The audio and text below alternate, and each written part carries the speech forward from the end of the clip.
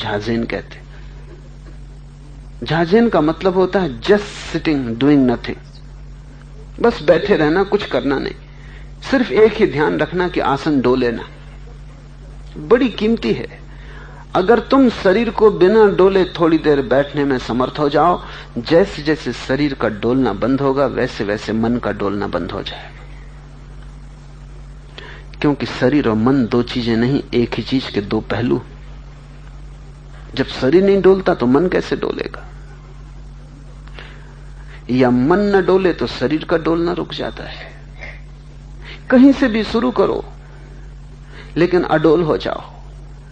जिसको झाजेन कहते हैं वो, उसी को कबीर ने कहा है, आसन सो मत डोल रे, बैठ जाओ बिना डोले, कुछ मत करो। एक ही ख्याल रखो कि जरा भी कंपन ना बचे। शरीर ऐसे हो जाए जैसे पत्थर की मूर्ति। इस शरीर के पत्थर की मूर्ति होने में ही तुम पाओगे कि पहले मन शिथिल होगा, विचार कम होंगे, कम होंगे, कम होंगे। कभी कभी एक क्षण को जब शरीर बिल्कुल अडोल होगा, उसी वक्त विचार भी खो जाएंगे, शून्य हो जाएगा। ये पहला चरण। अडोल होकर तुम शून्य महल का द्वार खोल लोगे। और तब दूसरा चरण कि उस शून्य महल में जाग जाओ, उसमें पूर्ण विवेक को उपलब्ध हो जाओ। देखो, होश को संभाल लो, जागरूक, सो मत जाओ। शून्य महल में दीना बारी ले, आसन सो मत डोल रे, क्योंकि सो भी सकते हो।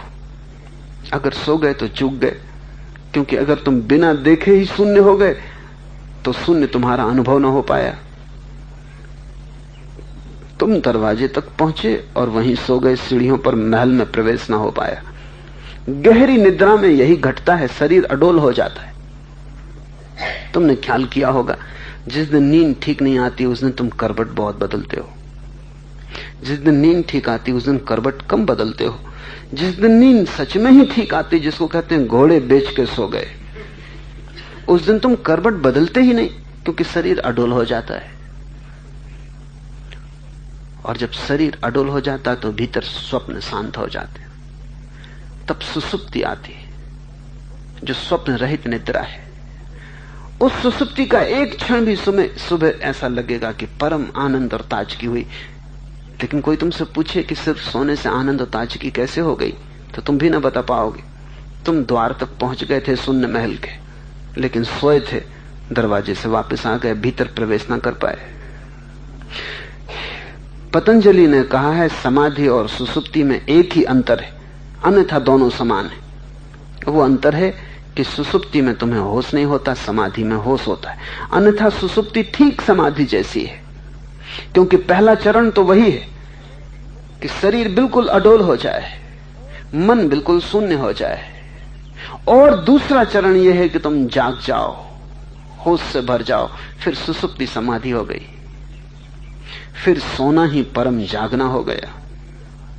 शून्य महल में दीना बारी ले, आसन सो मत डोल रे, जागू जुगत सो, रंग महल में पी पाओ अनमोल रे। जागू जुगत सो, जागने की जुगत से, जागने की तरकीब से, पी पाओ अनमोल रे। शून्य महल में दीना बारी ले, आसन सो मत डोल रे, जागू जुगत सो, रंग महल में पी पाओ अनमोल रे। और फिर जाग जा वहां, फिर होश से देख उस शून्य के महल को। तत्क्षण वो शून्य का महल रंग महल हो जाता है। जागते ही शून्य नहीं रह जाता, परम भोग का द्वार खुल जाता है, परम आनंद का, इसलिए रंग महल हो जाता है। राग रंग, अनंत राग रंग, क्योंकि जीवन एक उत्सव है और परमात्मा सदा नाच रहा है, सदा गीत गा रहा है। परमात्मा एक आनंद है, वह आनंद का ही नृत्य है। तो जैसे ही तुम जागोगे, शून्य महल तत्क्षण रंग महल हो जाता है। जागू जुगत सो, रंग महल में पी पाओ अनमोल रे। और न केवल शून्य का महल रंग महल हो जाता है, उस रंग महल में प्रीतम से मिलन हो जाता है। कहे कबीर आनंद भयो है, बाजत अनहद ढोल रे। कबीर कहता है परम आनंद हुआ है, और ऐसा ढोल बज रहा है, ऐसा संगीत बज रहा है जो अनहद है। अनहद बड़ा कीमती शब्द है। अनहद का मतलब है जिसकी कोई हद नहीं, जिसकी कोई सीमा नहीं, जो बजता ही रहता है, जो सदा बजता रहा है। तुम जानो या ना जानो, जो अभी भी बज रहा है। तुम नहीं थे तब भी बजता था, तुम नहीं होगे तब भी बजता रहेगा। इस जगत का उत्सव तुम्हारे कारण नहीं चल रहा है। अनहद ये उत्सव चलता ही रहा है, ये उत्सव चलता ही रहेगा। दिन हो कि रात, अंधेरा हो कि प्रकाश, सुबह हो कि सांझ, चांद तारे हो कि सूरज, ये नृत्य चलता ही रहा है। सारा जगत नृत्य लीन है और एक अनहद ढोल बज रहा है। कबीर उसको ढोल कहते हैं, उसी को उपनिषदों ने ओंकार कहा है। वही नाद, अनहद नाद, एक राग, एक संगीत बिना किसी के बजाए बज रहा है। क्योंकि अगर कोई बजाएगा तो कभी थक भी जाएगा, कोई बजाएगा तो कभी रुक भी जाएगा। नहीं, बिना किसी के बजाए बज रहा है, कोई बजाने वाला नहीं।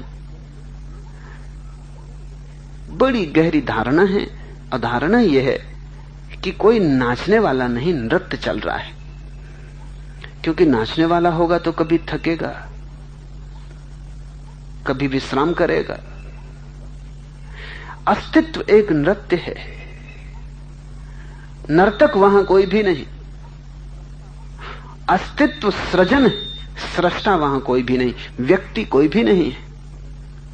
जिस दिन तुम शून्य महल में प्रवेश करोगे, उस क्षण तुम्हें दिखाई पड़ेगा कि यह अनहद नाद तो सदा चल रहा था।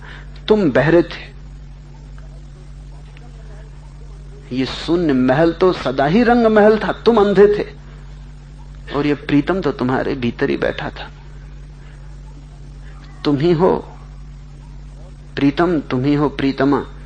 किसी और से तुम्हारा मिलन होने को नहीं है, अपने से ही मिलन होना है। कहे कबीर आनंद भयो है, बाजत अनहद ढोल रे। और जब तक ऐसा क्षण ना आ जाए जहां तुम भी कह सको आनंद भयो है, तब तक चेष्टा को शिथिल मत करना। और चेष्टा एक ही है, जुगत एक ही है, जागू जुगत एक ही चेष्टा है कि तुम जो भी कर रहे हो होशपूर्वक करो।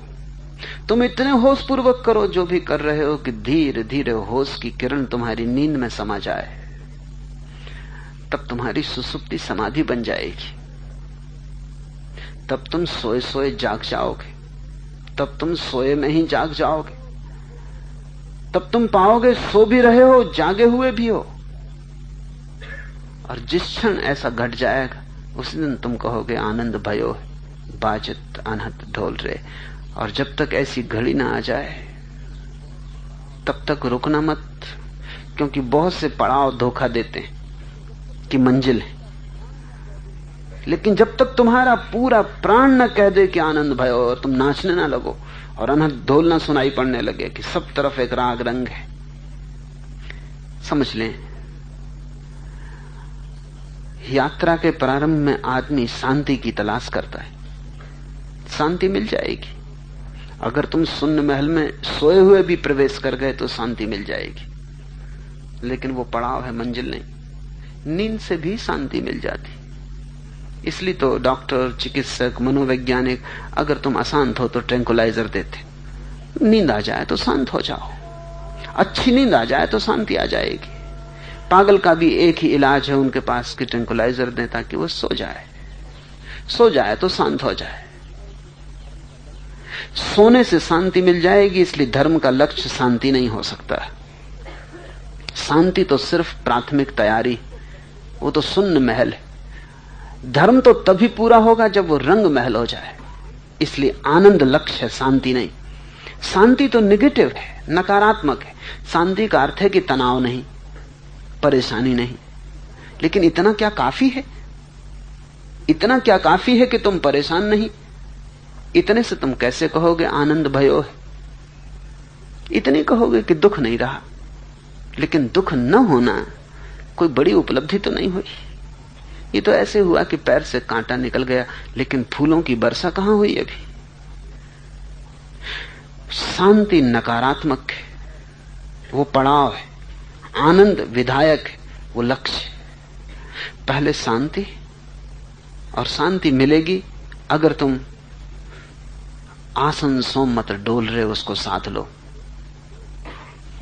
यहां ध्यान के जो प्रयोग इस समाधि शिविर में चल रहे, उन सब में पहले तुम्हें डुलाने की चेष्टा है, ताकि शरीर डोल ले पूरा मन भर के। क्योंकि अगर शरीर में तनाव रह जाए, उत्तेजना रह जाए, तो जब तुम शांत खड़े या बैठे होगे तो वो उत्तेजना चहल पहल करेगी, शरीर डोलना चाहेगा। इसलिए ये सारे प्रयोग पहले पूरी तरह डुला दो शरीर को, ताकि शरीर की आकांक्षा हल हो जाए। और तब तुम अगर थोड़े से क्षणों को भी अडोल हो गए तो बस शांति का पहला कदम पूरा हुआ। पर यह आधा है, आधी यात्रा हुई, आधी और बाकी। इसलिए ध्यान का हर प्रयोग उत्सव अहोभाव में पूरा होना चाहिए। ध्यान के हर प्रयोग के पीछे शांति ही नहीं, आनंद की रसधार बनी चाहिए, ताकि तुम नाचो और धन्यवाद दो, और तुम भी कह सको, कह कबीर आनंद भयो है, अनहद बाजत ढोल रे। शांति पहला पड़ाव, आनंद लक्ष्य।